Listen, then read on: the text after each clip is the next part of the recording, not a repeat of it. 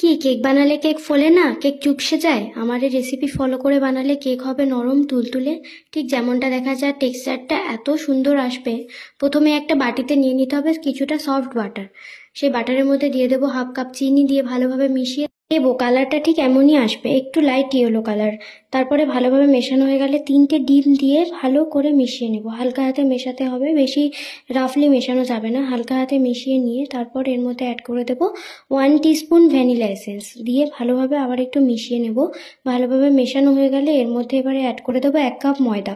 ময়দা দিয়ে ভালো করে মিশিয়ে নেব, মিশিয়ে কোনো যাতে লাম্পস না থাকে।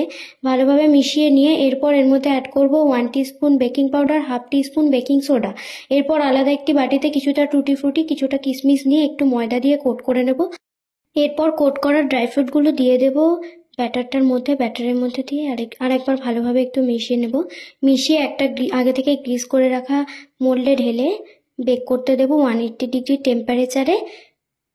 1 থেকে 1.5 ঘন্টা মতো দিলেই হবে। এরপর ভালোভাবে বেক করে বের করে এনে একটু ঠান্ডা হতে দেবো। ঠান্ডা হয়ে গেলে কেকটাকে ডিমোল্ড করে নেব। কেকটা ডিমোল্ড করে একটু ঠান্ডা হলেই করতে হবে, গরম অবস্থায় ডিমোল্ড করলে ভেঙে যাওয়ার সম্ভাবনা থাকে। একটু ঠান্ডা হওয়ার পরে ডিমোল্ড করলেই ভালো। এরপরে কেকগুলোকে আস্তে আস্তে স্লাইস করে নেব। স্লাইস করার পরে দেখতেই পাচ্ছ যে টেক্সচারটা ঠিক কতটা সুন্দর এসছে আর ভিতরে কতটা জালিদার।